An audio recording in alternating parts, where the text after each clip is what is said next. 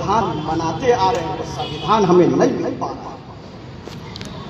जो तरीका, जो रूल संविधान के सदर डॉक्टर भीमराव अम्बेडकर ने बनाया था वो हमें अब बिल्कुल ही नसीब नहीं होते हुए नजर आ रहा। मेरे बुजुर्गों, मेरे बच्चों, गौर से ये संविधान में क्या लागू हुआ था, आज उससे हम इतने दूर हैं। ये संविधान नहीं था कि भाईचारा को दूर किया जाए। ये संविधान ऐसा संविधान नहीं था कि मोहब्बतों की जगह नफरतों को फैलाया जाए। ये दस्तूरे साजी इसलिए नहीं था कि हम अपने बुजुर्गों की बातों को तोड़कर नए जमाने के दौर की बातों पर अमल करें, बल्कि यूं समझो कि आज ऐसे हालात गुजर रहे हैं हमारे सामने कि हमारे बुजुर्गों के अक़वाल, हमारे बुजुर्गों के नियम कानून की खूबसूरती को आज मिटाने की नाजायज, नाकाम और बेजा कोशिश की जाती है। ये मुल्क, हमारा प्यारा मुल्क, चमने हिंदुस्तान सन 15 अगस्त 1947 ईस्वी को आजाद हुआ।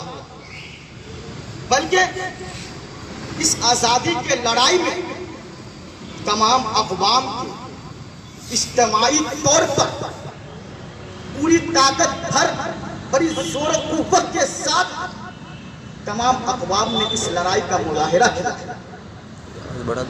और इस आज़ादी के लिए तमाम अक़वाम ने अपनी खून इस आज़ादी में शहीद किया। मेरे बच्चों, गौर से समाअत फरमाए, इस आज़ादी से पहले भी एक नारा उठा था जिस नारा का नाम था अंग्रेज भगाओ भारत बचाओ, जो कि नारा सन 1757 ईस्वी में लगाई गई थी। लेकिन इस पर पूरी तरीके से अमल और पूरी ताकत के साथ अमल 1857 ईस्वी को शुरू कर दिया गया था और जिसके अहम रोल उलमाए कराम, उलमाए मुजाहिदीन थे।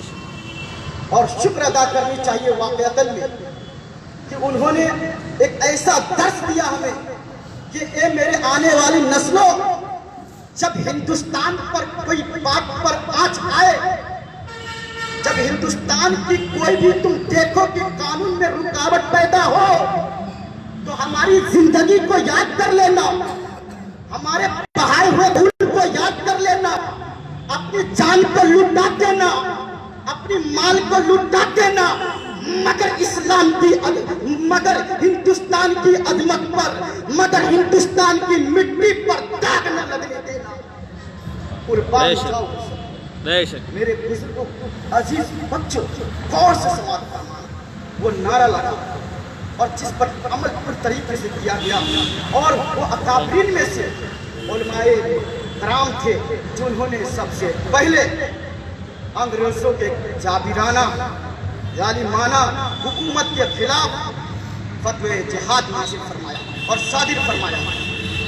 इस फतवे जिहाद के रूहरामा सदरुल सुदूर अल्लामा मुफ्ती सदरुद्दीन आसुर्दा देहलवी थे, अल्लामा फजल खैराबादी थे, मुफ्ती इनायतुल्लाह काकुरबी थे। ऐसे बदले जलील शख्सियात थे जिन्होंने अपनी जानी माली कुर्बानी देकर अंग्रेजों के दांत को खट्टे कर दिए।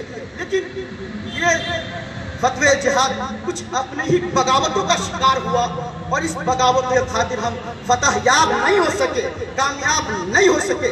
इसका नतीजा, इसका समरा ये मिला कि हमारे उलमाए कराम को फांसी दे दी गई और ऐसा नतीजा मिला, तारीख गवाह है, यूपी के शाहजहांपुर से लेकर दिल्ली तक, पेशावर से लेकर लाहौर तक अक्सर व बेहतर दरख्तों पर उलमाए कराम कराम के गर्दनों को लटका दी गई थी और तमाम को शहीद कर दिया गया था। अल्लाह अकबर। लेकिन फिर भी ये शहीद सिर्फ इसलिए हुए थे कि आने वाली नस्लें ये हमारी शहीदाना होकर देख ले, हमारी शहीदी को देख ले और याद करे कि इन्होंने जो कुर्बानियां दी है, अपने माल को लुटाया है, अपनी जान को लुटाया है, तो सिर्फ हिंदुस्तान को बचाने के लिए लुटाया है।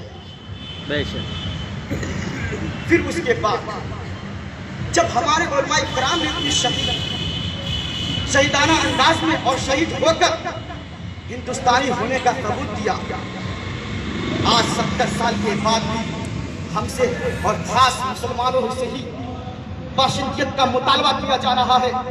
गौर से सुनो, बाशिंदियत का मुतालबा करने वालों, तुम मुसलमान से बाशिंदियत का मुतालबा करते हो।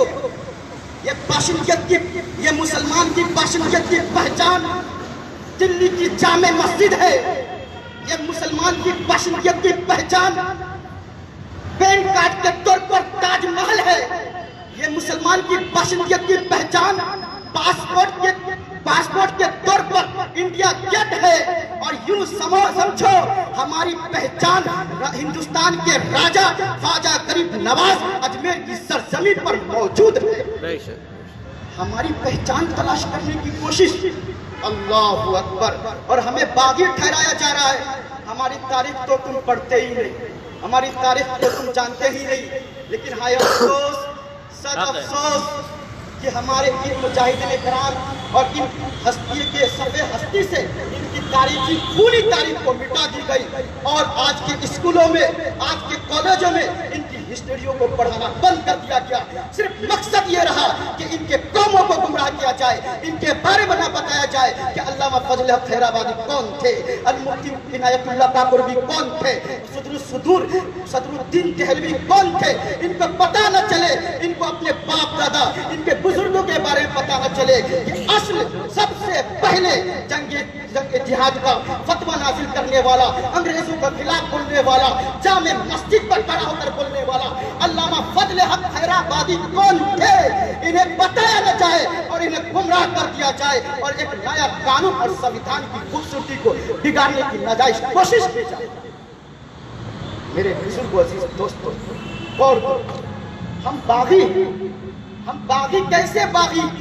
हम उस हिंदुस्तान के बागी हो जाए जिस हिंदुस्तान की गोद में ख्वाजा गरीब नवाज रहते हैं, जिस हिंदुस्तान की गोद में आला हजरत जैसी शख्सियत रहते हैं, जिस हिंदुस्तान की गोद में साबिर पाक कलियरी रहते हैं।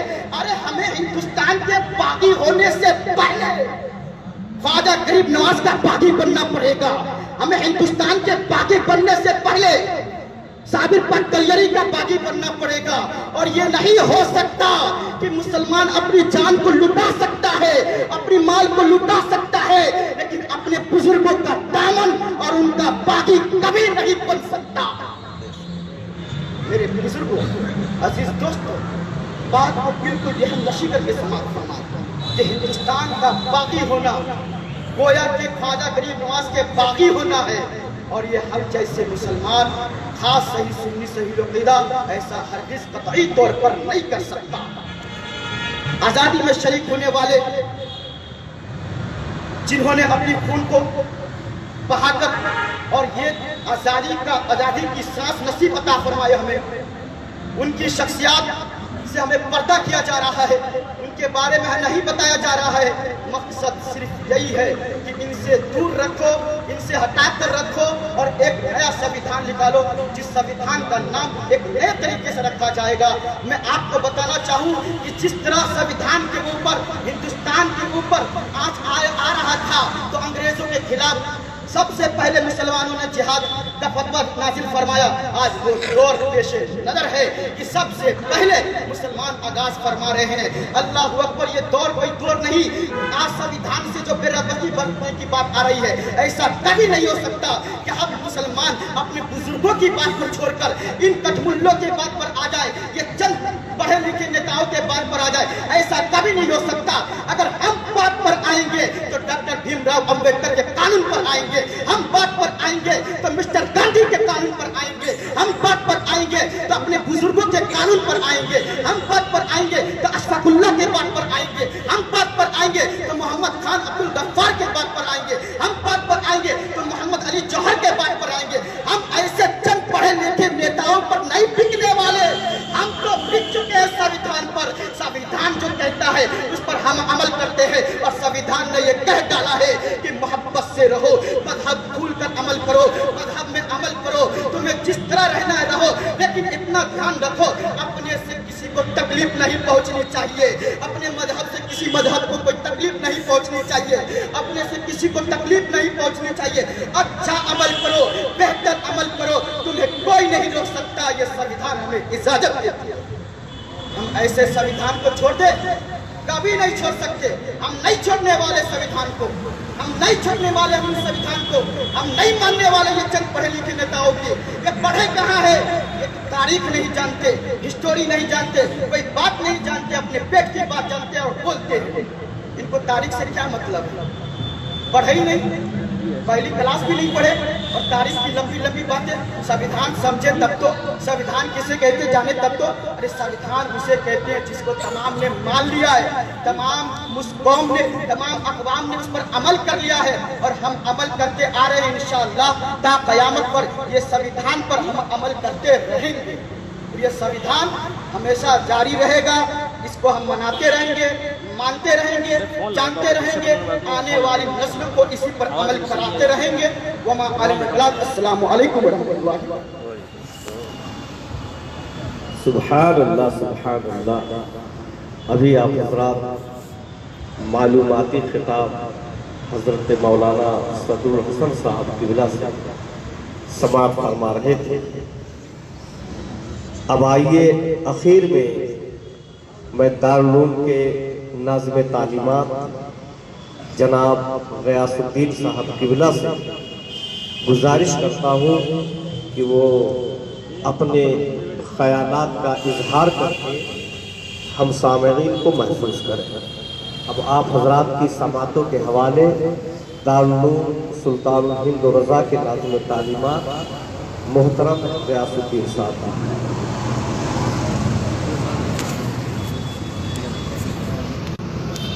अस्सलामु अलैकुम वरहमतुल्लाहि वबरकातुहू। वालेकुम सेंड करो उसके हाँ, गिरी ऐसे मत करो, कंटिन्यू चल लो फिनिश।